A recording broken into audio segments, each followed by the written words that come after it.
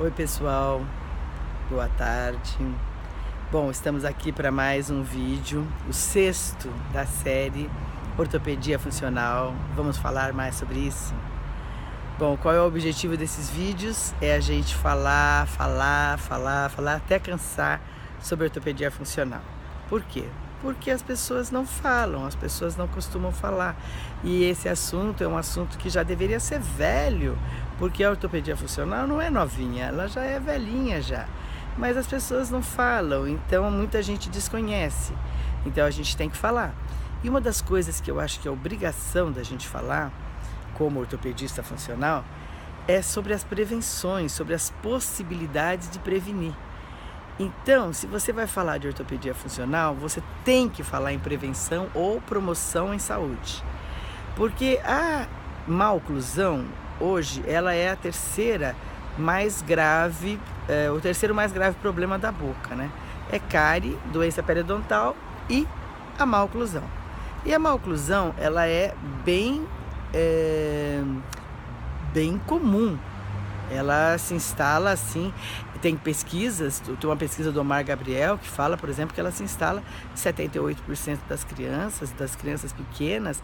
Então, quer dizer, e nos adultos? Tem muito adulto com maloclusão.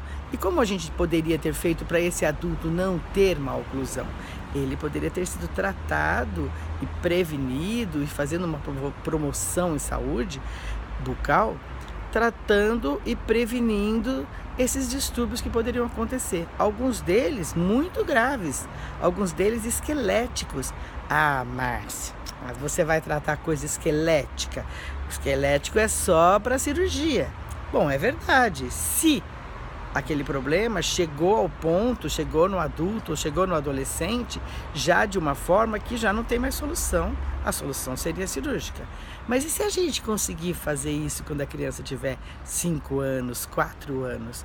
E se a gente conseguir prevenir esses problemas esqueletais, ósseos, né, que a gente está falando, é a mesma coisa, muscular, de herança às vezes hereditários, mas a gente pode prevenir, pode trabalhar essa musculatura através da função, pode fazer funcionar mais um lado do que o outro, pode fazer funcionar mais maxila do que mandíbula quando a mandíbula é grande. Ou seja, há várias possibilidades da gente trabalhar nessa criança fazendo prevenção, trabalhando para que isso não chegue a ser um problema esquelético muito grave.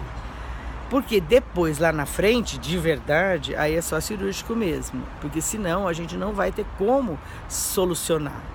Para solucionar, tem que ser uma coisa feita precocemente. A palavra precoce é até meio mal usada, porque precoce significa algo que é antes do tempo. E no caso da ortopedia funcional, não. É trabalhar muito cedo, mas não antes do tempo, no tempo certo. Então, eu gosto muito de uma palavra em espanhol que fala tempranamente, ou seja, muito cedo, mas não é precocemente, é bem cedo, não é antes da hora, é na hora certa. E como é que a gente começa a fazer isso, né? Eu já falei um pouco no outro vídeo. A gente começa quando a criança é bem pequenininha, com orientações desde como ela dorme, como é amamentada, o uso de chupeta, mamadeira, tudo que a gente puder trabalhar para que essa criança tenha um desenvolvimento, um crescimento e funções normais. E qual é a função mais importante quando a criança é bem pequenininha? É a respiração. Então a gente tem que manter a respiração nasal para que depois ela possa ter uma boa deglutição, uma sucção adequada, a língua vai ficar na posição e na função adequada para fazer a deglutição, porque quando a criança é bem pequenininha, é um tipo de deglutição, que a gente chama de deglutição infantil ou deglutição do lactente, mas depois a criança vai crescendo e ela vai mudando, a forma da língua vai mudando, não a forma, o formato, né, mas o movimento que ela faz. Então a língua, ela faz um movimento para sugar o leite, que é como se fosse uma colherzinha. Só que depois, essa colherzinha ela tem que ir amadurecendo para formar uma outra posição, uma outra maneira de colocar essa língua. Então a função da língua vai mudando.